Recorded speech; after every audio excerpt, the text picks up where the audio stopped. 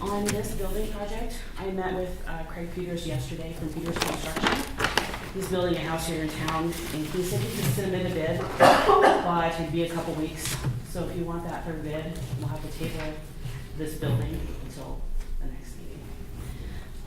In the meantime, separately from the incubator and co-share workspace, I did come up with another idea for the space. I was trying to market Frederick's Garden because it was kind of our last building in town. And in the process of going through that, I was contacted by a number of people who wanted to do craft items.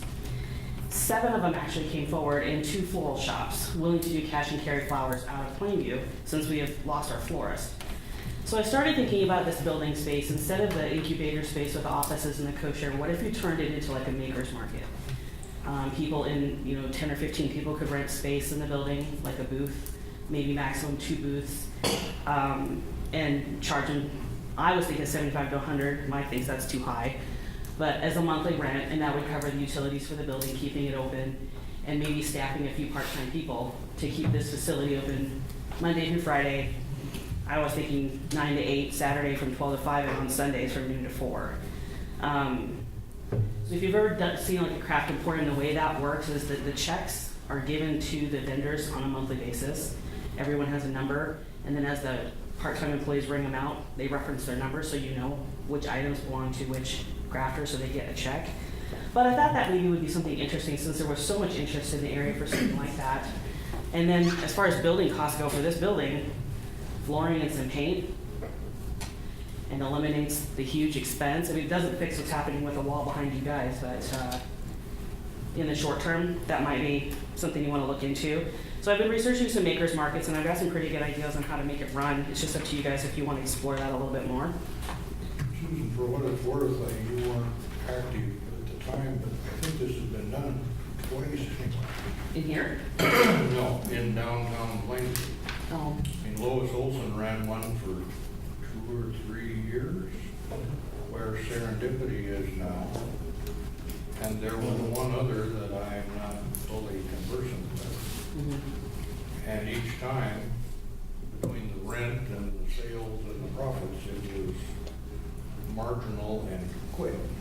Yeah. Oh, maybe it's worth a try if you're willing to invest the advertising and the effort, but farmers market, craft markets in stores have not caught on here before. I mean, I think another name for it would be Craft Emporium. I've seen a lot of them pop up. I was up in the Yankton area, and there's some right between Yankton and Gayville. And kind of in between bigger towns, you'll kind of see some craft emporiums pop up. It's not going to be a moneymaker, but if this building is just going to sit here and you vacate, go into the library, then it pays for the lights. And if somebody's in here on a daily basis, then that's some foot traffic for downtown.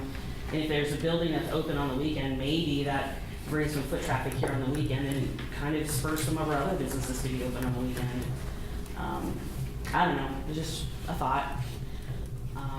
But I still have that bid coming if you still want to explore the incubator space. Either way, I just wanted to give you something to think about. On NEMA and the Housing Trust Fund, our pre-application was submitted to the state of Nebraska on February 28th. So the project total on the fourplex is coming in at $808,000. We're applying for $500,000 in grant funding. I'll be working with Will Schroeder tomorrow and Kelly Hodson on the final application. That's due April 2019. A public hearing is going to be required at the April council meeting prior to that final submission. You'll have all the information before we get to that final hearing, so you can kind of see what that project looks like and everything that we need to do in the meantime. QuickBooks training, we have a class scheduled for this Thursday at the library from 5:30 to 7:30. Our class is at capacity, all 12 spaces are reserved. The DTR, still working on it. Since that application isn't due until August, I kind of pushed it back a little bit because there's just a lot of other things going on. For the Plainview Business Chamber, the steering committee, we're trying to form one to get through a strategic planning process and meet with Justin Arnold for 1.5 hours before the end of the month. Currently, the steering committee has 4 people. I'd like to see 6 to 10. So, Pierce County Leadership Program, I'm working with Justin Arnold on this program too, on the part where it comes to implementing it here in Plainview. Connections with Knox County, Norfolk area, and Boone County leadership have been made to get that program going.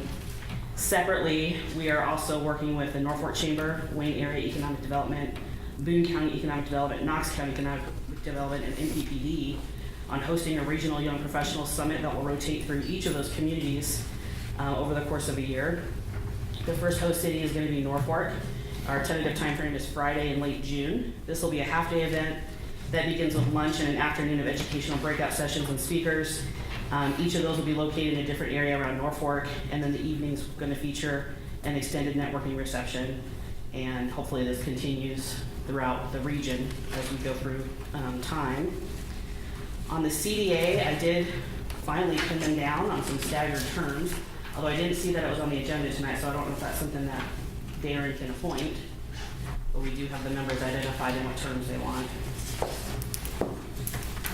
On the community building, you have a packet inside of my report that shows you the exterior of the building, the rendering, and the interior spaces of the building. Very preliminary still, but there's a steering committee that's been working with that. So Todd came up with a draft of the inside of the building on the 28th after a couple meetings with the steering committee and quite a few emails back and forth for suggestions. There's been a few changes. The senior center that was going to be inside the building is now not part of it. The problem we ran into that is they need a dedicated commercial kitchen, and although we're putting a commercial kitchen in there, it would not allow anyone else to use it, so there could be no catering for weddings or people renting it for, if they wanted to make jellies and jams and do catering of their own. So that has been eliminated. The lease spaces inside the building include the daycare, large enough to hold 48 infants, toddlers, and preschool-aged children, the 24-hour fitness facility. The commercial kitchen is also a leasable space. There's a remaining 2,000 square foot section then where the senior center would have gone that is now available for something. Kind of had an idea, since we put a stage in there, maybe part of that 2,000 square feet, a couple hundred square feet, could be made into a green room. That way if you did book it for weddings, there would be a place for brides to get ready, for their hairdressers to meet them. If you booked a band, it would be a place for the band to be prior to the event. And that could be a rentable space as well, if somebody was interested in that. The low price on this building is coming in at $190 a square foot, which puts it at $5.2 million. The high price is $200 per square foot, which puts it at $5.4 million. A couple other things to think about too is if you look at the rendering, there's only one full court, and if you push the bleachers back, you can maybe get another almost half. And the feedback we've gotten from some of the people in the community is that's not gonna work. You almost need 2 full courts. So to do that, we've kind of did the numbers of the additional $380,000. But so now the discussion is, do you want to build a building that is already, when it's done, not going to meet your needs, or do you go in that extra mile and create that space that has everything that you do need? So What if you turned the gyms north and south instead of one east and west? I don't know, we could. I mean, it's a suggestion we can send. And a couple other things too. Jim Krause kind of got involved in the process as well, and he wanted the food distribution to go out of there. So you're going to see that there's a 18-foot garage door on one of the walls by the gym. And then you'll see that, is it on the east end of the building, you're going to see where there's the kitchen, there's going to be a space for the food pantry that's currently housed above the police station, and then a walk-in cooler, which would eliminate their 3 freezer situation that they have going on there too.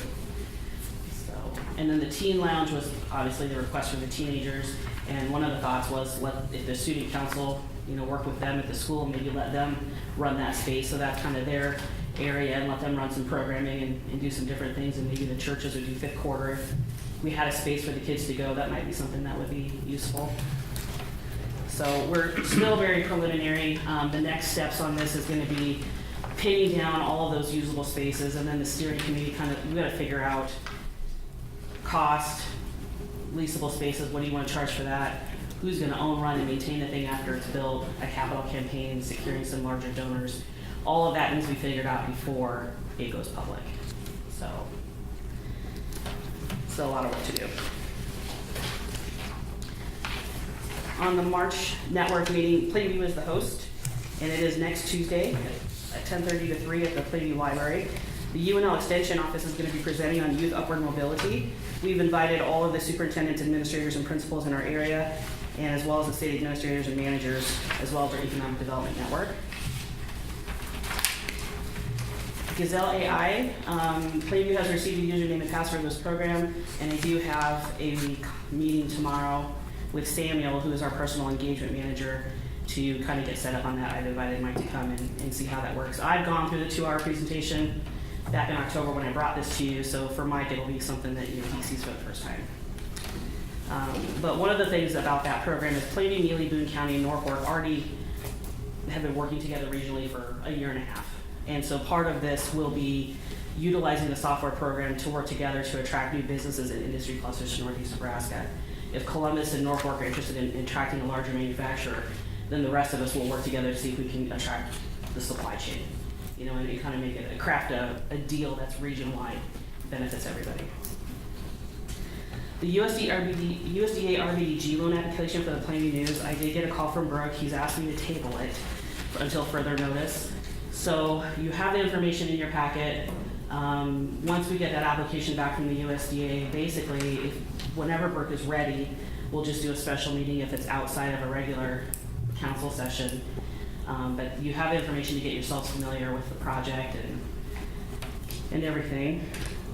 On the USDA IRP, as you know, we got awarded $400,000 by the USDA in August, and the city did sign a letter of conditions to accept the award. This fund was created to make loans from $5,000 to $200,000. And I put the sample agreement because the council said at the time they didn't want the city to manage that large of a fund. So we went to NENED and asked them to draw up that, like an interlocal service agreement. So as a refresher, it's included in that information for you guys.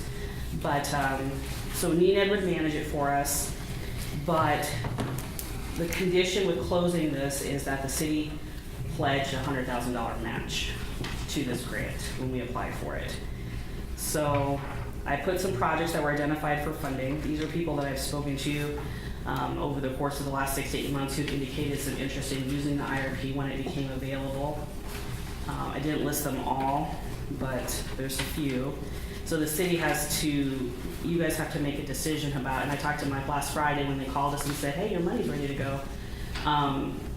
Where's the money gonna come from? How do you do it? And all of that. So, this is just, I think, for your information tonight. I know that that's something that we've got to consider. I don't know if Mike wants to add anything to that, but. Yeah, there was one less hair. A lot of there's a lot of things we have to do before we present. I think the RP, we need to sit there and really be creative because it's simply, and Susan knows this because I'm not saying anything Susan didn't already hear from me, but we simply don't have $100,000 just to pull out from any fund right now. So this would have to be a very creative way of taking LB 840, paying down on what could be, but it would eliminate probably the majority of the LB 840 funds. So sales tax funds could be that mechanism to leverage the money that we need to get a loan into that account. What else it does, I don't know. So before we get to that step, I think we'll have to have a big meeting with you guys and just sit there and lay out possibilities. The last, I guess, is just say no, which is tough when you sit there and get awarded. I mean, I've seen it done, but all the work that's been done. But you got to be practical. And I don't, like I said, right now, I know the budget can't handle it. And the administration you've got set up with these folks to do it, but remember this is all either real money or borrowed money, and the city is fully at risk. If you loan out $200,000 of this money, whether it's, I think you gotta do it in proportion, it'd be part city, part borrowed. But if those folks don't or leave town, then you've lost $200,000 and you still have to pay it back. So you're gonna have to be rather cautious about how the thing operates or you're exposed for the whole thing. It's no different really on that aspect than the RBDG, like we just got ready to make the first loan to Brooke, sorry. one of the things that's nice about having these federal funds like the RBDG and the IRP is that it really legitimizes the loan process. With LB 840, there wasn't a credit check, there wasn't a business plan, there wasn't anything really other than somebody showing up saying, hey, I'd like to have money for this project. And with we learned with the RBDG, I mean, and Brooke will tell you, they pretty much asked for everything but his firstborn kid. I mean, they wanted 3 years worth of financials, balance sheets, a business plan, 2 years worth of pro forma. I mean, you have a number of items there to make sure that that loan is viable. And the way it goes with IRP and RBDG is LB 840 looks at all that. If they approve it, it goes to the USDA. They're looking at all of that. If it meets their standards, now it comes back to you guys for final approval. So you have 3 pairs of eyes looking at something like this. And USDA is probably, they do these things regularly and they do vet them pretty well. And that's one of the reasons why I went after the RBDG was to get business loans out of LB 840 so it'd be more legitimate. And the IRP is just, a real nice addition to the financial tools that we have available here. But again, more discussion. Miscellaneous J&S Interior is doing actually really well. They have bid on a pretty large job, and if they get it, they'll be hiring 2 to 3 people for the next 6 to 8 months, so that's nice. I'm working with a car dealership who's looking to expand into the Plainview area, so that's getting kind of close. D&K Lanes has a new owner. The final report for the Peter Kiewit Foundation grant on the playground was due, so I submitted that.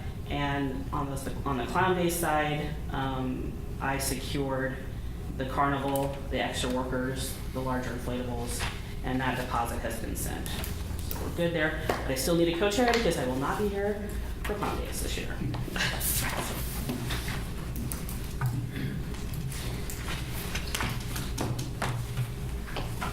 Did you hear anything about what you were talking about last month, and like some kind of a plant along the railroad line? Fertilizer plant, we're still in the final running. I've heard nothing more. Nope, I haven't been contacted by these site selectors that I know of have been sneaking around town. So sometimes they don't tell you. I didn't have your report, so I had no started the CDA board you got in here, but Yeah. we're not gonna, because it's not on the agenda tonight. It'll be in April, because I didn't have a list until Perfect. All today. right, I received the list today and sent it down to Courtney. I didn't know, I didn't even check to see what was on the agenda, but it'll be adequate to get it on the next month. Yeah, I've been after it for a couple weeks, but they didn't finally buckle down until last night and this morning, so. Oh, that's fine. Maybe, or anything more about the hotel possibility? About doing a hotel here, we need to do a $7,000 study. I really like to do it. Gotcha. I think you've got a good location over there on the west end of town, but you have a lot of projects in the fire right now. So, And then the last thing, I don't know if you know, but like when Ben Cum started building the duplexes 2 years ago, and do you know anything, like it's just a foundation and nothing? he has like that? never contacted my office Okay. for anything, or for help or anything. Who's that? Ben Cum? Ben Cum? I don't know. I'm Jude. I know he was interested in LB 518 last year, but when that final deal came out, remember how we had to partner with Neely and Clearwater and work with Core and do, so there was no chance for a guy like that to compete because it really came down to housing authorities and municipalities. I don't know if he was banking on that because for a long time it seemed very promising, and at the last minute they switched it on us. I shouldn't say, in 2017, he built the foundation, and last year he cut the driveway, the curb, so. Yeah, he has never contacted me to see if there's any funding out there or anything like that, so I can't. Well, you had mentioned the J&S Interior, for what it's worth. We had our little private investor group that bought that building and sold it to them relatively cheaply and gave them full credit for a year to pay for it. And halfway in, they just paid it off. So I would say they're doing okay, and now it's all released to them and they're on their way. Yeah, Yeah. they're doing well. They'd like to do a lot of outdoor building facade and address the interior. I had told them, they're one of the people I've spoken to already about the DTR that we'd like to do. I said, if you can hold off, we'll probably come in and have some funding to do 50 or 75% of that. It'll be a year or two, but they're willing to hold on to some of that. But yeah, I know their building is daunting. Thank you. Thanks. Anything else?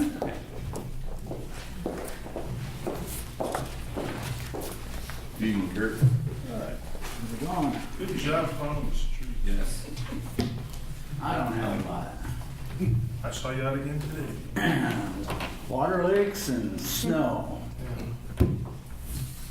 That's been plenty, I'll so. tell you what, people can knock small towns all they want, but I'll take our stone removal here in town 10 times before Omaha, Sioux City. Oh, yeah. You weren't You down guys do in a Norfolk, fantastic. Nebraska. Yeah, Norfolk even sucks. So, yeah, thanks.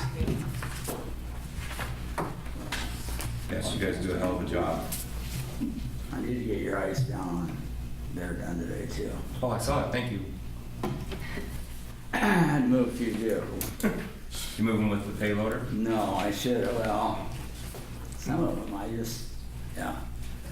They just don't come out and No. you gotta go in and rattle them, but we got her done, so. No, and then, like Mike said, that south side doesn't see any sun or anything, so that's gonna build up there. Great job. It was easy doing his report, putting down and helping him out. It was somebody typing it up, plowed snow this, plowed snow that, plowed snow this. That's good. Hopefully that's it. I'm sure it has to do with the snow, but is there any progress on the Belcher Clausen house coming down next door on the corner? You want me- We got done with those, what we need to do, we gotta get an inspector in there now, and I called Ward, and hasn't set a date, but, well, we're just waiting for the inspector on Well, our I'll end. just give you a quick update on that, because Kurt's done everything that he needed to do I think based on that. The with the- inspection is done, Okay. and we got released today to go ahead, all the asbestos that was there, we can remove it. We can now remove the house, and we've talked with the neighbors. When we clean this up, we're gonna probably clean up a lot, not only with that house, but there's some trees. We're gonna flatten that and make sure it's just a lot. Clean slate, yeah. Which is another reason, and just continuing with his report, is, and I think Bruce had talked about this too, but, and I talked with the mayor, is we'll get a health board. As you can see, we're trying to go one at a time. We got the two here, the one by Bruce Curtis's office and the Clondell Museum. Now we're gonna get the Clausen house down, and we've got other houses we gotta approach, but you don't wanna get too far ahead of yourself, it's cost too, Right. and we'll never be done. No. I got 3 more real quick. Took down Christmas lights in this one. It's I have no clue. No. It's next to Little Detroit on South Main. It's still This one? lit up. Really? Still lit up. Okay. And then the Marys is still wondering when their street lights gonna get. I'm on Jake. Okay. I think everybody's on Scott Jake. knows that. I told Gotcha. him. Yeah, we just got the The pole just came poll in just 2 come weeks ago. in. Last week, 2 Last weeks week. ago. And then the last one, the previous council that enacted the stop signs up by Julie's house, the ones as you come into town, it's missing right in front of Haver Camps. Yep. I think it's buried in the snow or something. Well, it's still froze in there. Yeah. It's one of them It fell off or knocked something. off. So, It got knocked down. yeah, whenever it thaws out, we'll stick a new one. Right, in I there. was just bringing it to your attention. No, that, and I actually appreciate in our staff meeting, we brought this up, Brian, and not only do we have to go through the spring with the thaw Right. and get the stop signs, but we got a lot of other signs that were schmucked. As well. I've been driving around checking. I gotta listen. You know, my I didn't wait till the end, okay? You know, Brian, my dead end down by my house is no longer a dead end. You can just keep going on the field. I wouldn't chance it to. No. Thank you, sir. Thanks, Kurt. Mike, you wanna go now, or you wanna wait? I will defer because I do not want to say anything about Destiny before she leaves. Okay. You know I'd have to pick on you a little bit. Make it worth your Okay. while. Number 5, discussion action, select consultant for source water protection grant. Roger Crossman's here, he'll probably come up with number 5, and I believe it's number 6 as well. In front of you, you have the RFQ, request for qualifications from JBL. And I have, down here, you gotta keep that number 5 on, and it's right in front of you there. Yep. Roger, if you wanna go ahead and take the helm, it's what you sent, well, what Jonathan sent, so. Sure.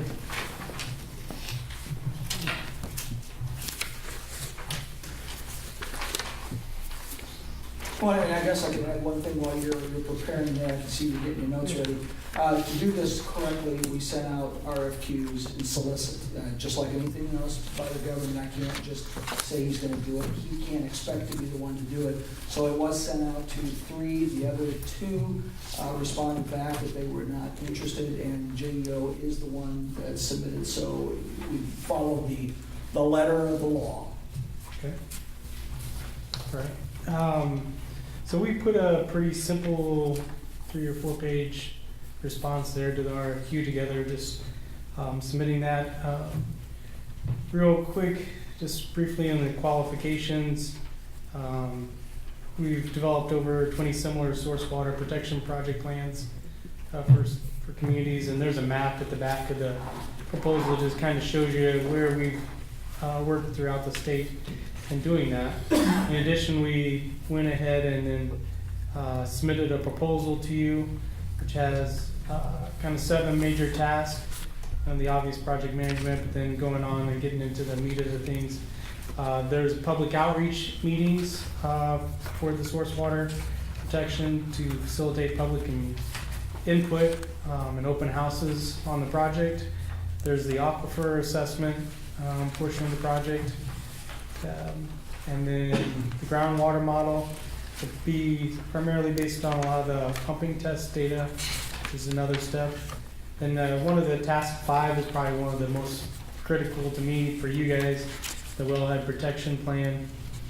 Just again, that what that does, it kind of has a 7-step process of going through and evaluating your source water area, identifying the hazards and the risks, and making yourself aware of what you need to be looking for and monitoring over the long term.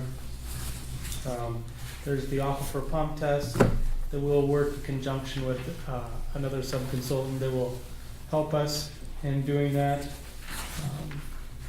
And so those are kind of the overview of the task and the schedule. Just to kind of get you the immediate schedule, you can see the schedule there is to try to be done in 18 months by 2021. But the more immediate schedule would be that our proposal is for $70,000. The grant, the source water application grant, would provide 90% of the funding. So your part would be $7,000. You have an option there. And in talking to Jonathan, who's been doing these, he had a suggestion for you guys to consider, is that, and you could kind of do this 2 ways. You could, on your $7,000, you could ask the NRD for $3,500, so that they would actually pay half of your half, if you will, and then you pay $3,500, and that would count as your matching contribution. His second, and what he would more strongly direct you to do, is you guys contribute $7,000 and ask the NRD for $3,500. So that leverages your total contribution to 15%, which he believes would be more favorable in the eyes of those evaluating the applications at the end of March. So that would be something I would need a little bit of input from you. We have contacted the NRD to talk to them about the availability of funds, and I talked to Brian Bruckner, who's the associate manager down there, and did indicate they believe they have a pot of funds that they have set aside for municipalities to do test wells, and nobody has requested those funds. And so he's believing that they could work and re-earmark those monies to help and be part of your contribution. To do that, or to seek that money out, we would go to the NRD committee meeting this Thursday night. I've got us on the agenda, and they've asked that somebody from the community speak on your behalf as a representative. So I believe Mike is. Yeah, I did talk to the mayor as well, and I Okay. think that we tag teamed it to the way that I will go down and represent, and Darren will be let loose to do what he does. Okay, awesome. And we've developed kind of a few talking points to give you guys, so that because that's really, they want to hear your perspective, but we'll give you some information so that if you have any questions or want some points to be able to talk from, we can provide those to you tomorrow. So Well, from a logistical standpoint, you still have not, at this point, accepted JEO as the consultant, so. What do we need to do first? Make a motion to do number 5, to accept JEO as the consultant on this project. I'll make a motion to appoint JEO as the consultant for this project. With a motion and a second for JEO to be the consultant for the source water protection grant. Bob? Aye. Julie? Aye. Brian? Aye. Ann? Now, on number 6, Roger, which you probably don't have in front of you, do you need anything from the council as a motion and a second to allow you to apply? Or is this good enough? I think, yeah, just having, I think maybe it'd be good to probably have a motion. I don't know, Jonathan's putting that together, so I don't have the, I guess, all the nitty-gritty details there, but I am not aware that there's anything needed other than, you know, maybe a motion on your part. And that way, if the mayor is required to sign the application, he has permission to sign the application. And perhaps to ask the NRD to kick in. Yeah, no, I think that's, Make this might be- a record of that too. Yeah, and it'd be good to know kind of what percentage how you want to do that, whether you want to do 3,500, or 7,000 and 3,500, so. This will come out of the water, and so it's, it would actually be in the fund. You're gonna, from a grant perspective, anytime you can up the percentage, Susan knows that just makes it look a little bit better. Makes it look like you're more invested or vested. Got a bigger stake in the game. So, I mean, it's totally up to you. I don't know if 3,500 would not get it. It might, but We you, got a better shot with $7,000 and then ask the NRD for Well, the city 35. doesn't have to decide tonight how much to put in, do you? You just have to decide to ask the NRD. Yeah, we just need to know what we want to ask the NRD, so, yep. But as long as we kind of have a game plan, that's what's going to happen here over the next month. Well, you're still expecting 3,500 either way to Right. ask Yep. the NRD. Yeah. At least, I guess the point I was making, the city doesn't have to decide whether or not to put in 7,000. Correct, you're right. If you put in the 7, then you boost your percentage and everything is better. Well, I think the NRD is going to want to kind of know where the council stands. Well, okay, well, maybe you should decide now then. City put in this much, ask NRD for that much. I'll make a motion to have JEO submit the source water protection grant to the Nebraska Department of Environmental Quality with a 10% match from the city and hopefully a 5% match from the Lower Elkhorn Natural Resources District. I'll second it. Mouthful? That sounds good. Yeah, sounds good. Well done. Thank you. Okay, That's all I'll motion and take. second for JEO to submit the source water protection grant to NDQ with a 10% city match and a 5% Hopefully. NRD grant. Request for a 5% NRD match. Bob? Aye. Julie? Aye. Brian? Aye. Pam? Aye. Thank you very much. All right, we'll see you guys Thursday night. Be careful with the phone. Just down at the NRD office. Yep, you know where the new office is? Yeah, I looked at that. Western Boulevard? Square Turn Boulevard, so yeah, right as you North come of in, Benjamin, Yeah, yeah. no, I know where it's at now. Remember, when you come to the first stoplight, you can almost, Yep, no, I know where it's at. I had to look because I know where the old one was, but I Right. didn't know where the new one was. okay. All right, thank you so much. Thank you. Number 7, discussion update on insurance. Dennis? This is something for the new council members that should come in. This is annual that we look at, and then every so many years and terms, we offer it up to bid. But with Dennis, we're in the annual part of this, so to have you understand a little bit more about the general liability and some of the discussion that is had throughout the year and how Dennis and the staff interact, it probably makes a lot more sense with him coming in to explain everything. Oh, you got it right. Thank you. Okay. Is there money in here? And you even typed these. Right. I bet you he did. Somebody did. I bet you he did. That was done. I bet you he did. Okay, well, thanks for having me. I'll give you I'll give you an outline there of what the city has now for insurance. I have met with Mike and Courtney, and we do this at least annually to review if there's any changes, any additions in property or vehicles. So here's what we have right now. We have a blanket coverage on the city-owned buildings and contents of $7,665,692. That's on replacement cost coverage. What we call special form perils, that's as broad as you can get.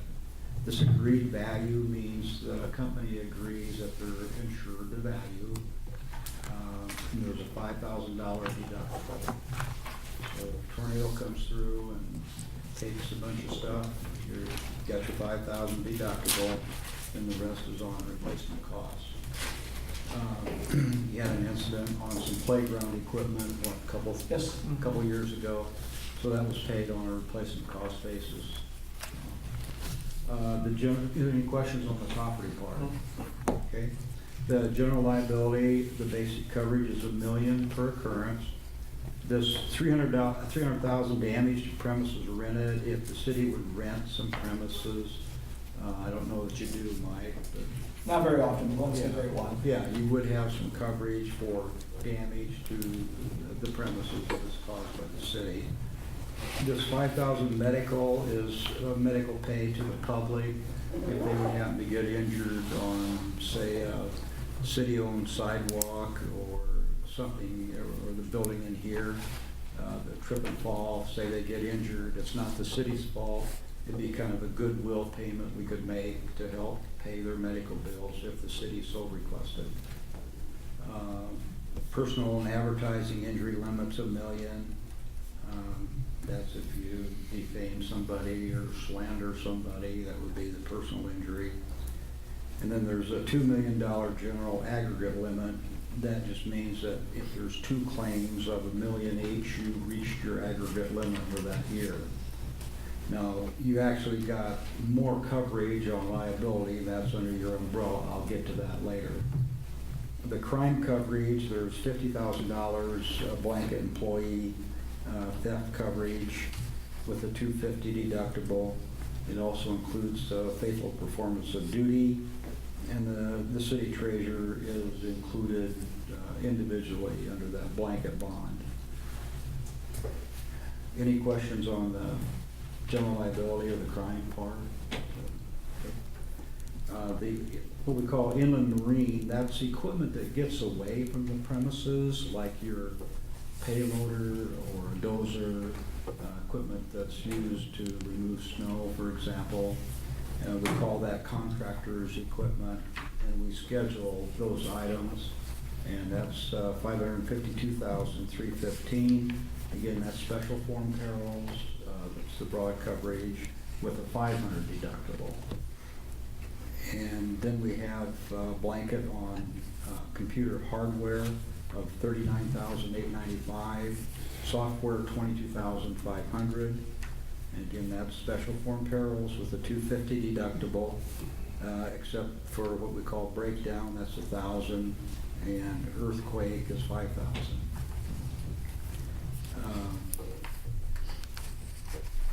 Any questions on that part? Okay. Business auto, what we do there is we list the vehicles that the city owns, and they're covered for up to $1 million for bodily injury and property damage liability. There's 5,000 medical payments if there's somebody in the vehicle that's not under work comp. And we have $1 million for somebody who's not insured or underinsured, what we call underinsured and uninsured motorists. That pays for bodily injury. There's a $250 deductible on comprehensive and a $250 on collision for those vehicles that have that coverage. Some of the older vehicles are just for liability coverage. They're not really put full coverage on. The workers' compensation coverage, the benefits there are set by the state of Nebraska, and that's a $500,000 for bodily injury and by disease. That pays out for the medical part is unlimited. or if an employee is injured while on the job. And after a week's of missing work, they start paying a disability that's 66% of their gross pay. Okay? Any questions on the work comp? Okay. Then we have what we call a commercial output policy, and this is on the generating plant in the city office. And we have 9,709,900 on the plant and the generators. And then there's 52,000 on the business personal property over there.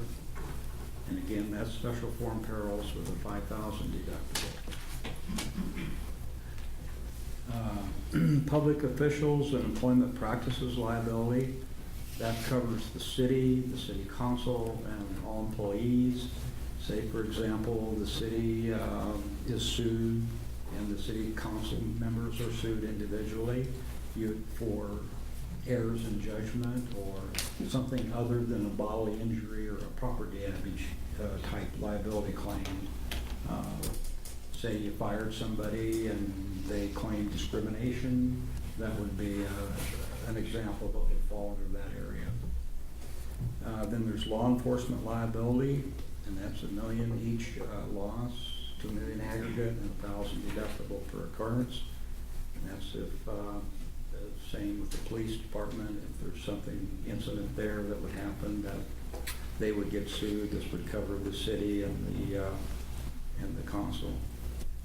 And then I mentioned the umbrella liability, so you got another $4 million over and above your general liability, your business auto liability, the workers' compensation, employers' liability, over and above the public officials, the employment practices liability, and the law enforcement liability.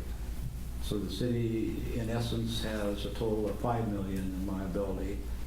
And state statutes say most claims you can't be held liable for more than $5 million. That's why we're coming up with that. Okay, any questions on? Oh, last year we did pay a dividend to the city of $8,500, and I just got an email today that there'll be another one coming here within a couple weeks, and that should be close to $10,000 this year. So, For not having claims, right? yeah, right, based on claims experience. It goes into a special retirement fund. Yeah. Appreciate it, thank you very much. Thanks, Dennis. Okay, yep, Do thank we, you. do you, I mean, and maybe you guys have it, the premium breakdown for all of these? I do. Mhm.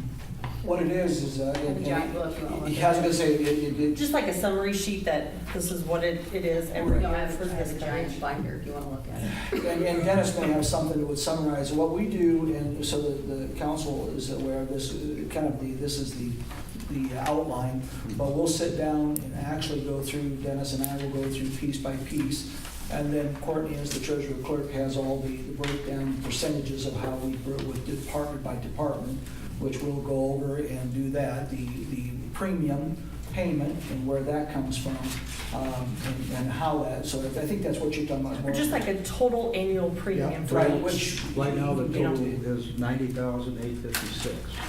for everything. Yeah.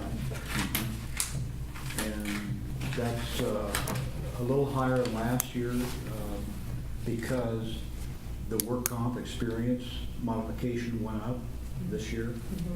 And that's something that we can't control. That's based on the National Council of Compensation Insurance sets it.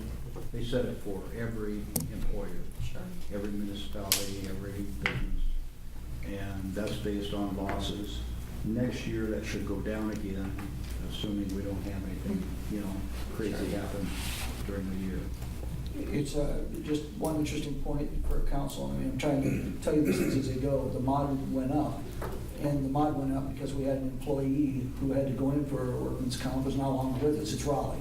And Raleigh went. One of the things that we did on that playground equipment that he's talking about, that we had insurance, and they brought the equipment in. We have a choice. We still have choices on many things we do, whether they put it up or we have our city workers put it up. Now, they put it up as a company, sometimes for like, say, 10 grand or like that. We could probably put it up for $1,000, but it only takes one injury and that mod rate, goes up. So anything we gained, which was probably my call as much as anybody's, on that one little project, we lost on the insurance part. So as we do projects like the swimming pool and stuff like that, sometimes it just behooves us to have the proper people do it. It may cost a couple grand more, but in the long run, it keeps our people from doing things maybe they shouldn't be doing. Next year, would you just want to put the annual premium for, beside each? Sure. We'll each just- one? It'll be in your claims. Oh, okay, Next month. okay. Oh, then never mind. Thank you. I just- He's just Be ahead of the nice to case. know. Ahead of you. Okay. Okay, all right. Thank you Thanks, very much. Dennis. Okay, yeah, thank you. We appreciate it too, so thank you. Number 8, discussion action on selection of housing grant administrator. In front of Darren, you do not have, he has the packets, but they were sent out as an RFP to 3 different companies to do housing grant administration, that we have housing grants already on the books.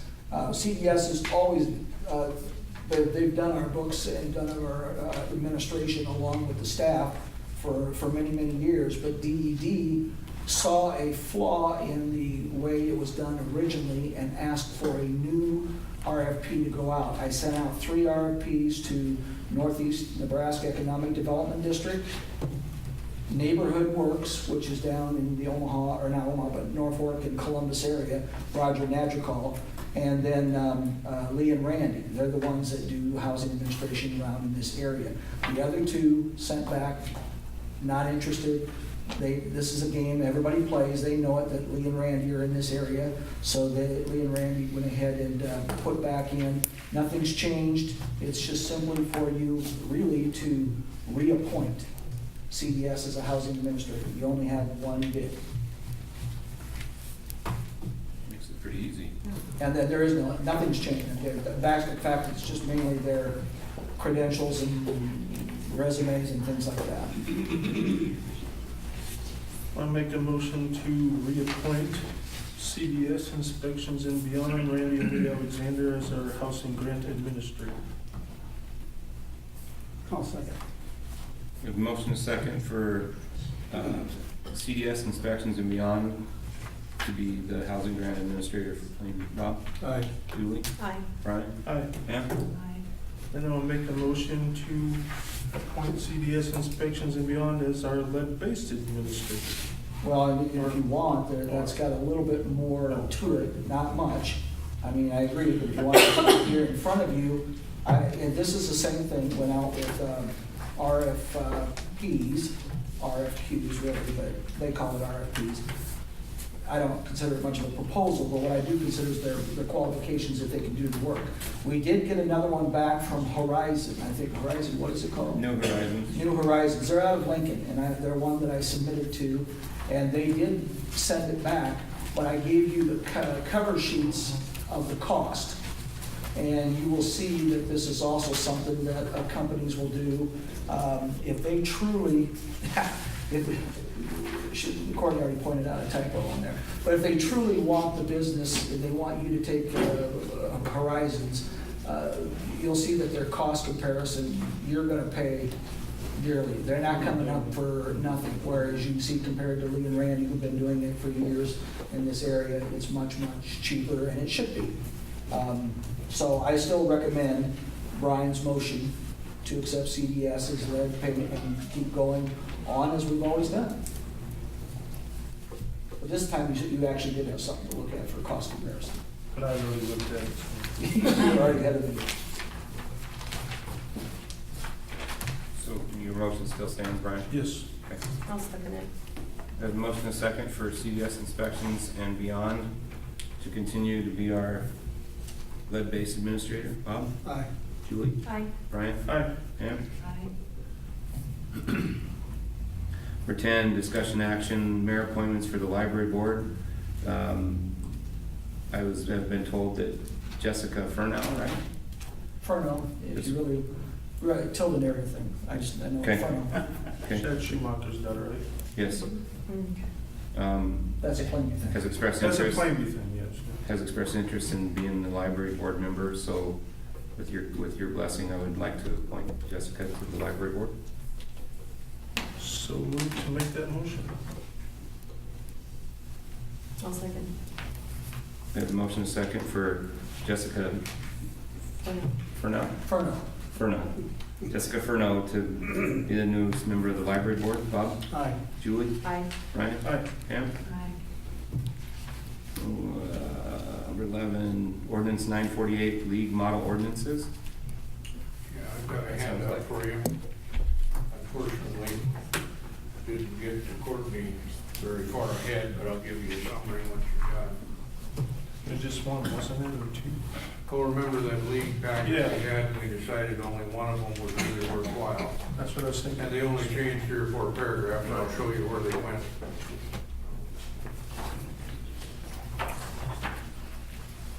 This is in 90% form a copy of what we have in the code book. That whole first page stayed the same, abandoned vehicles, all their definitions. The second page is more definitions down to how the timing works on like whether or not license plates are fixed. That's all no change, just the same as is in the code book.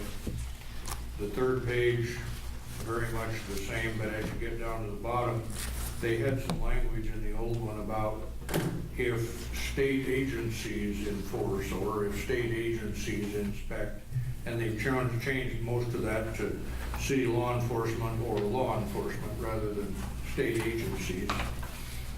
And then on the fourth page, there is some changes about whether private people can do it or whether towing service can be run by the city. I doubt if that's a huge concern. I don't know if the city wants to get into a towing service, but it's now the law and it's possible, so it went into this ordinance. And then it's got some new language about when a private property owner can proceed to tow, and it gives them a little protection if somebody abandoned a vehicle on their property. And that's really the essence of the changes, is in that area, that the city can establish a towing service, private people can dispose of vehicles off their property, and then it finishes up just as if the old code did with what you do if you've got one, how you get title and how you get rid of it. So it's really not much change, a little update just to conform to state law for the business of establishing a towing service if you want to, and protect the private citizen. Otherwise, 99%, well, 90-some%, what you already had. I think it's adequate to pass it that way. This is just what the league proposed. Okay. Make a motion to approve ordinance number 948 on the first reading. I'll second it. Motion is second for approval of number 948 on the first reading. Bob? Aye. Julie? Aye. Brian? Aye. Pam? Aye. Make a motion to waive second and third readings and approve as presented. I'll second it. Motion is second to waive second and third readings and approve as presented. Bob? Aye. Julie? Aye. Brian? Aye. Pam? Aye.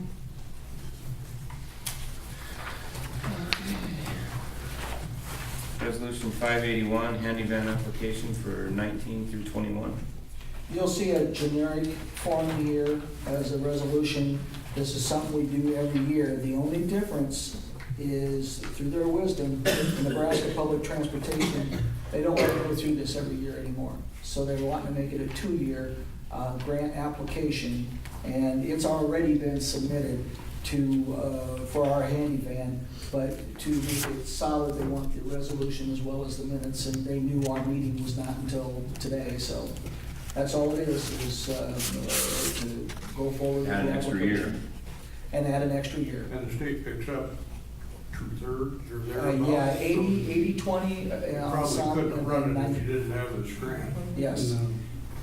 I'll make a motion to approve resolution number 581 for the additional year for 2019 to 2021 contract. I'll second. Motion and second for approval of resolution 581 adding another year to the contract. Bob? Aye. Julie? Aye. Brian? Aye. Pam?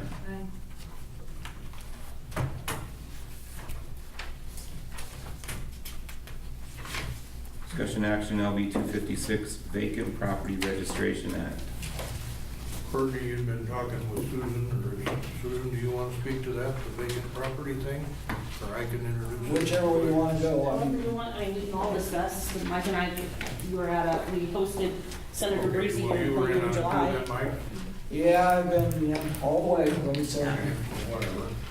They certainly can speak to it there now, and I think Bruce, you and I talked about it last fall, we would set out Yeah, I to don't the know, council. it needs a lot of lengthy Right. discussion, but it seems like it might be a worthy project. It may be time. I actually did talk to Senator Breezy down at the, when Pam was there and Bob was there, and I talked to him about this, and he asked if we were, towns and municipalities have been a little hesitant, and I think you're gonna see a lot of them start to jump on, but I'll need to work on the language with Bruce and how this is gonna look, and, so, but with that being said, I mean, you I can. think the gist of LB 256, it allows, the legislation passed last July, it allows municipalities to create an ordinance to fine building owners that have buildings in downtown that are vacant, that don't have a viable business running through them.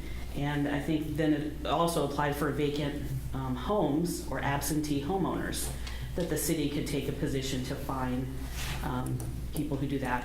So I think when they looked at that, they kind of looked at Burwell, where there's a lot of people that own like vacation homes and they're not there that much. But there's still a drain on the city's services and the finances, so it was a way for them to generate income to kind of take care of that situation. But cities could, it sounded to me like they could interpret it almost any which way they wanted. Yeah, it'll be To tested. benefit. It'll be tested. Yeah, and I know there's a number of cities around here that are looking at it, and they've actually, because of that meeting we had here last July, have asked me, like, hey, have you guys done anything? Because, they knew Mike was interested in pursuing it. So people are kind of waiting to see who's gonna maybe go first. I And think. I really think the main thrust of the thing is to get after people like these jerks that have bought the house across from Steinhaus and make them hurt. I mean, they get a hold of one of those and then they just sit. Yeah. Yeah. If you had some way to send them a Get some bill every teeth. 6 months, well, you might keep their attention. Yeah. Yeah. Now, this, what you have in front of you is not an ordinance, it's just the bill. But if you wanna go forward, we'll call the league, see what they've got for a draft, I'll tweak it if necessary, and we can have it for next month to look at. I think that's the way we should go. As long as the council would like to see, and the health board included, for us to pursue it. If you don't have a desire, then that's why it's on the agenda, and we won't go forward. But if you like it. And you can decide this next month, but note if you do this, there's some administration involved. And it's gonna take some time at the office, or somebody's gonna have to spend time chasing these properties and keeping this list and sending out the bills and all that Yeah, stuff. that's the administrators there. So there'll be a little extra time involved in taking care of it if you choose to do it. But it might be an extra club to start shortening up these abandoned properties that just sit around. Were you rolling rental properties in this somehow too, or is that different? No, rental properties can be included. There's a clause in there, and you guys have it, please read and enjoy it. Make it late time reading. But there has to be what they call an effort to rent or sell, and if the effort doesn't appear to be there, and you have some of these rentals that they're fixer-uppers, but they're sitting on them for 2 years and fixing it up maybe one board at a time, that doesn't fly. And I think they fall under this bill and maybe can fall under the ordinance as prepared. And there's some exemptions for such things as winter Texans and people who are just Yes. on for a while and have a legitimate reason to have a property empty. But if it's just sitting there, and that's what we'll have to look at if we want That's gonna be a case-by-case to basis. modify any of Yeah. those issues. There'll be a list of things you won't scold them for too. We can get up a draft anyway. That's all I have, and I think that's just, Yeah, I mean, it'd just be nice to, it brings down our values in our downtown, and it's really not fair to people running businesses to have things like that. I would like to see this kind of go a step further eventually and maybe go after some of these rental home owners there's no accountability system for them that exists at the moment. You know, these slumlords, it sure would be nice if there was something, sometime to kind of shore that up as well. Because they pose a pretty big problem in our community as well. Our school has the highest mobility rate in the area. We have 10.1%. This is like short-term kids that kind of move in and move out with these rent jumpers. The state average is 3.1. I wrote a grant for Pierce and there's like 3.1. And so I started just because Pierce and Plainview weren't that far on the chart. I just kind of looked at Plainview and I saw 10.1, and it's a direct relation to these slumlords. It's a problem. It taxes your school system. You They know. brought that up at the meeting last night and that last week when they were doing interviews for the principal. Yeah. The one principal had brought it up, or the one not had brought it up. It's a black mark on your community, you know, and on your school system. So I'd like to start, we gotta start somewhere. This is a good start, but I would like to see it expanded at some point to include something for the rentals. I don't know who would enforce that, but. Do we need to go any further with this, Bruce? No, or- just bring in your consent that we're gonna inquire and get you the draft. Okay. Sounds good. Works for me. Discussion action, moving council chambers to the library effective for the May meeting 2019. This is Courtney's way and our way and discussion only, saying it's ready to go, but not till May. Right. So, and that's about all I it asked is. you, it's in May. Nick, It's not we don't need to make a So motion. you don't need a motion or anything, you just post it on the meeting, Just we're note, throwing it right? in so that everybody's aware, and we just Okay. continue on and make sure that it's well-known to the public and the paper can have it. He's looking to write it down. He's Headline. looking to go headline. I told him last night. What? I told him last night, I said it's May because. If you do take up this building with other purposes or offer it for other purposes, are there things that happen here that the library won't tolerate?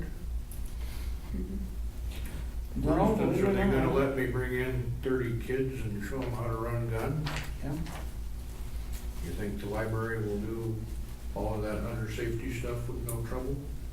And I think maybe there'll be a possibility here to still have space. I mean, I don't anticipate, but you're right, things like hunter safety, but that building was designed, that library, with that community purpose, I mean, to allow just about anything except for, and I'm not gonna call gun safety religious freedoms at this point, so.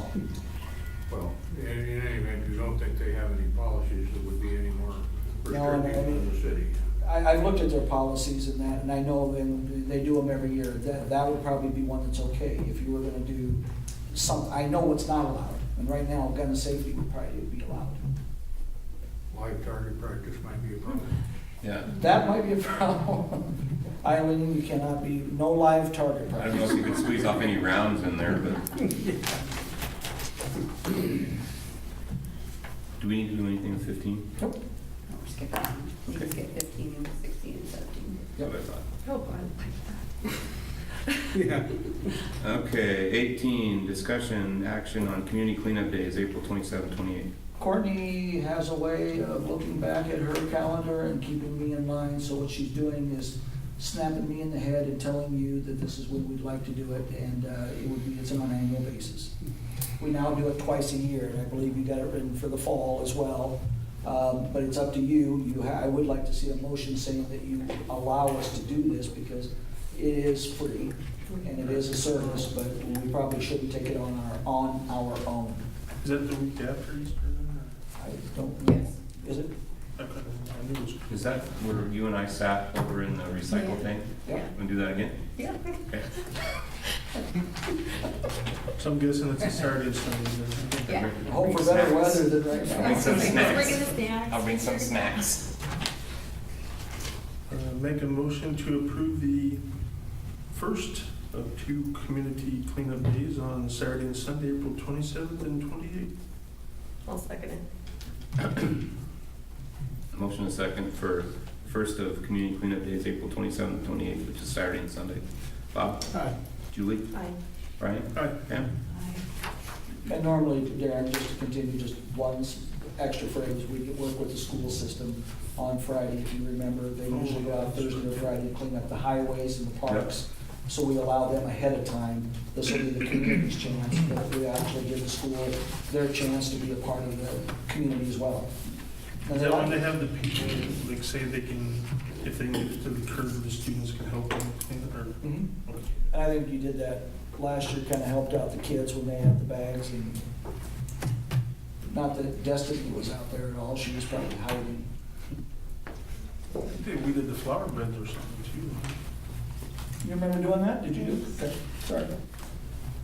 All right, 19, discussion action bids on lease of farm ground and haying of lagoon property. Have a couple of bids here.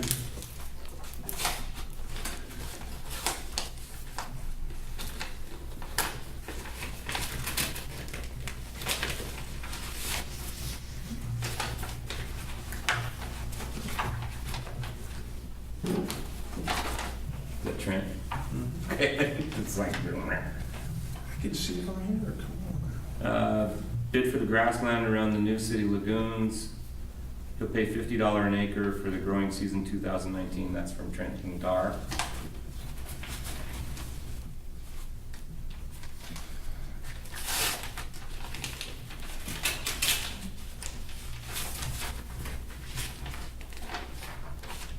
This one's from Lyle Lingenfelder. Submitted bid is $700 for the 17 acres more or less in section 3, township 27, range 4, or range 27, township 4, whichever. This bid is for the parcel of Old Lagoon ground next to the transfer station. Bid is for the 2019 growing season.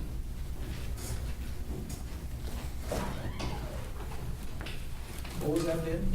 700 for the whole on. thing. 17 acres. $100 for all 17 Not acres. per acre. No, 17. No, for total. $700. 700 total. So if it's truly 17 acres, why do less than 50? That's what I was just About gonna figure. matching bid, but it's two separate, but yeah.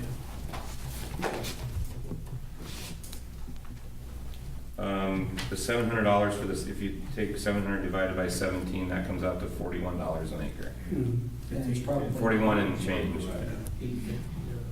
Probably about 50. I mean, that makes it more in my mind to sit there and, well, how does that work out?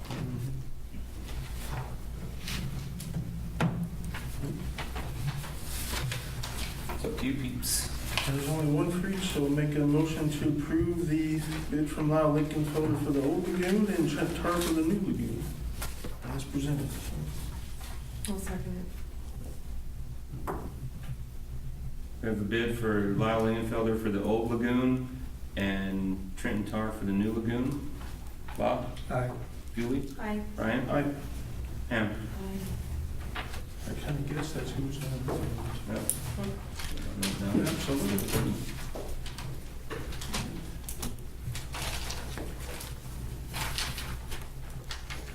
Discussion action on updates to water meters and meter reading software. Kurt, I think maybe this would be a time, and like I said, there's a lot of the software that Courtney can speak to. We talked about this briefly. We're gonna keep bringing it up as far as a priority for the city that we need to see. But Kurt, is there anything that you want to explain to them why we need the water meters and what's going on in your world for the next 2 years? Well, basically the software, because these meters are not, the ones we've got now, the software is gonna be obsolete in like 2 years, 2021, I think. yeah.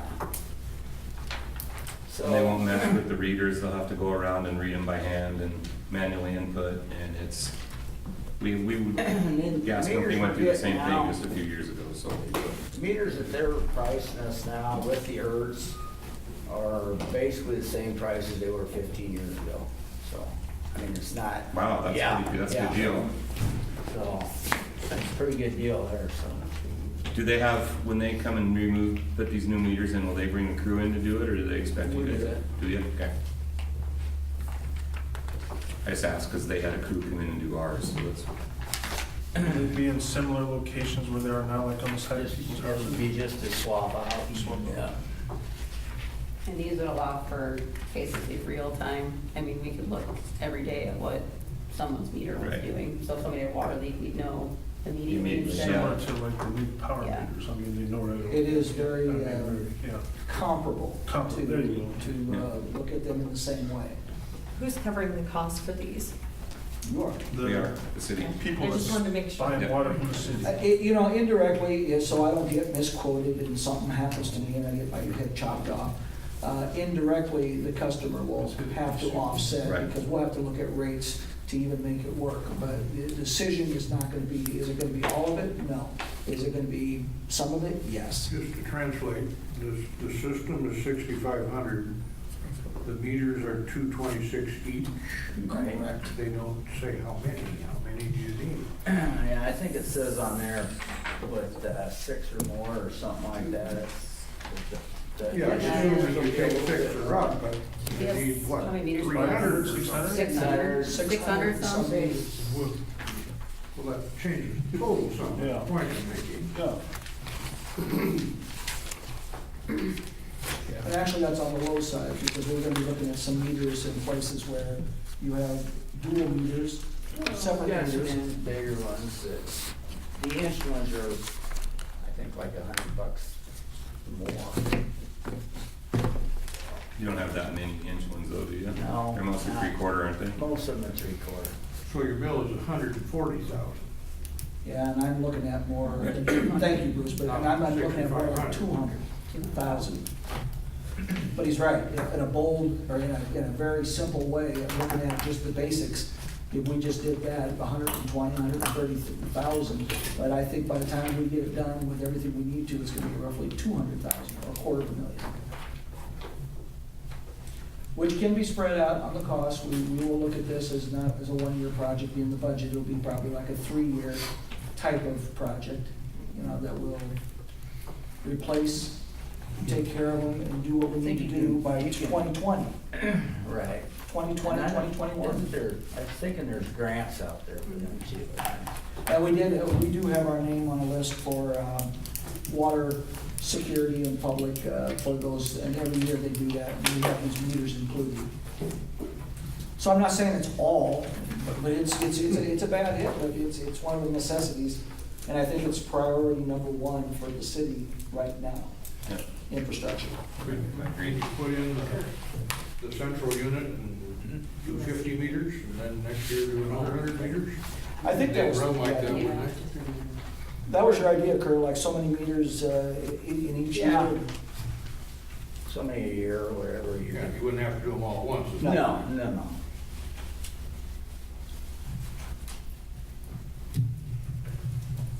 We don't That was need about it. We don't need a motion or anything on that. No, you'd scare, I think you'd scare everybody in town.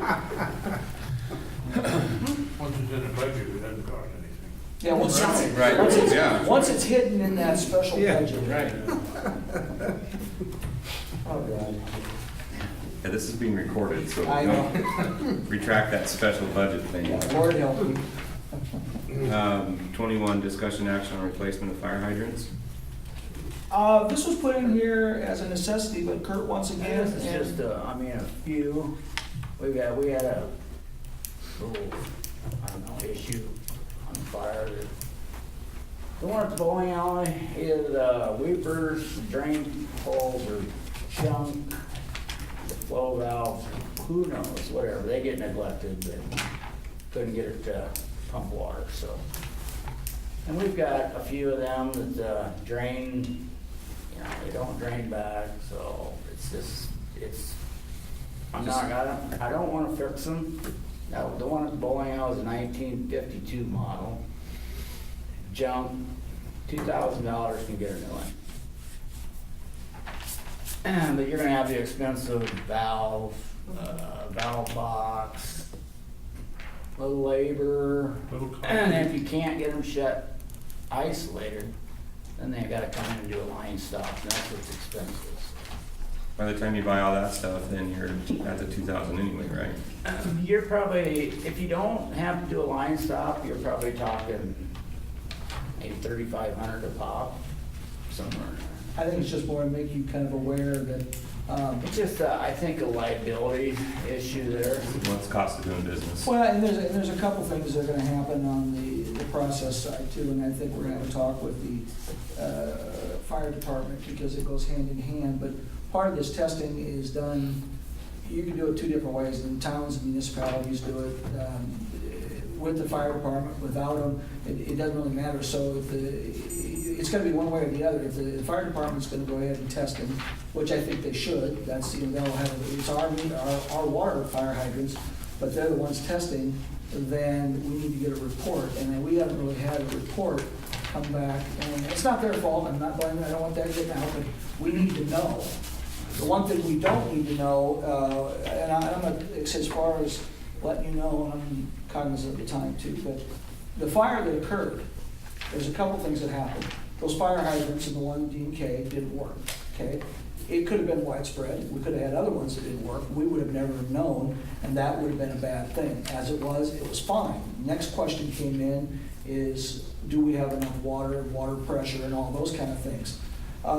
Council's wisdom, staff's wisdom, back years ago, way before me, you now have the water tower, which adds pressure. You also have a brand new SCADA system that you put in that computer will allow.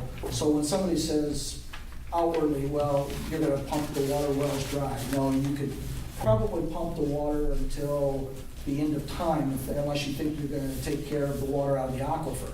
We weren't gonna run out of water and water pressure. So with that being said, knowing that your SCADA system was there if you needed it, and Kurt was also there to manually put on the pump too. So water was never a concern until you can't get it out of a fire hydrant. So we're just gonna go ahead and make sure that we cover our liability and our end of it, but we'll work with the fire department to make sure that we get the same information that they do.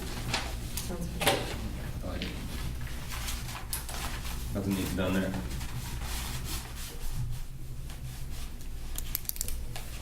We're down to the city attorney comments. Yeah, you had on Susan's report the Community Development Authority and the nominations for next month. We're playing fast and loose with the name of that board. Sometimes it's the Community Development Authority, sometimes it's the Community Development Committee. The code book says it's the Community Development Agency. Let's stabilize that. So I think you better go the with agency. minutes may I think we go with agency. And the only other thing I've got is the Belts property business.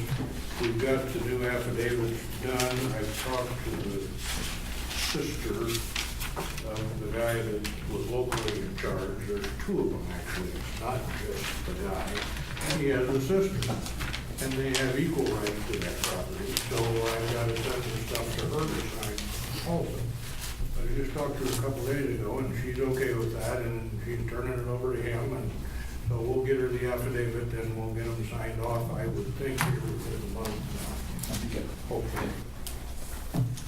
That's all I got separately. Anything more about the other house you said by this thing? I've got nothing more there. That hasn't been real high on my list here. No, there was one email I sent to Bruce, but I know he's busy with taxes and things like that, so but she seemed to get a little bit, if you look at your emails I sent, she got a little bit, what are you thinking? You know, this Angela character, what are you thinking? Well, Yeah. I said I'm sending this straight to the attorney, so. Okay. And it doesn't hurt to let them suffer for a bit. They're getting to where they would like to be rid of it. Yeah. Well, that's what we need, but I don't know if they want to be rid of it bad enough yet. We'll see. You're talking about the brown one on my street? One across from Steinkraus. Steinkraus. Yes. That's the one those people bought back, and I still have no answer out of the county attorney. I mean, of course, we've got the new county attorney now, maybe he'll perk up a little bit. But they let him bid on that at that tax sale, and then just sit, and they've never paid, and they've never done anything. But the treasurer does say that we or somebody owes The taxes. treasurer knows they bid, but I don't know that they're willing to force them to pay. But if they're not gonna force them to pay, they ought to cancel it, or take it back, or something. And then maybe we could just bid it on the sale at a more sensible price and still end up with it, without having to do a bunch of legal work. So we'll see, they'll come along eventually. Bob, anything? Yeah, I was just gonna mention, I think that's something we need to look at. It might not be an issue right now, but as far as clearing snow off sidewalks in the city, it's pretty lax in a lot of areas, especially along the highway. The only reason I bring it up is I was driving down the highway one day, and there was a guy walking down the highway because both sides of the highway, the snow was like this deep. You're literally walking down the highway on kind of the east end of town, where the vacant lot is, and then across the street. You know, it's kind of a can of worms, but on the other hand, it's something that really, I think, I don't know. I think you're right, Bob. I don't know. I think we didn't probably get after the owners as much as we probably should. And then there's a part of it we know that's ours, but Yeah, but I mean, maybe for like next year, I think we should stay on top of it. For I agree. Next year. Not to condone the property owner, not to badmouth him or anything, but, somebody goes out there after the snow and does their sidewalk, and then the state comes by at 50 miles an hour through town with that snowplow, I know it, and it gets a little frustrating, I Yeah. can imagine. I'm sure. On that same count, downtown doesn't really have that problem. The city guys have been good, they don't pile stuff up on the sidewalks. It wouldn't hurt also to prod, downtown business locations so that you can walk up and down the sidewalk. Because there's a little of that that's pretty bad. Yeah, yeah. Same issue. We did send a couple of guys out, Kurt, I had, kind of help out some of these sometimes absent owners too that are downtown to kind of, but you're right, Bruce. Thanks, Bob. Yeah. Jude? I'm down to 2. Is the Jam Burger start orientation already? She started the very next day. You let her start working. And then the very last thing, not to be a Mr. Napperstack, but is that right? We have $38,749.60 in outstanding utility bills still owed to the city? Page of the accounts? That's just, is that your bill or my bill? No, just anybody This is anybody that has, behind on their water, sewer, trash, whatever. yep.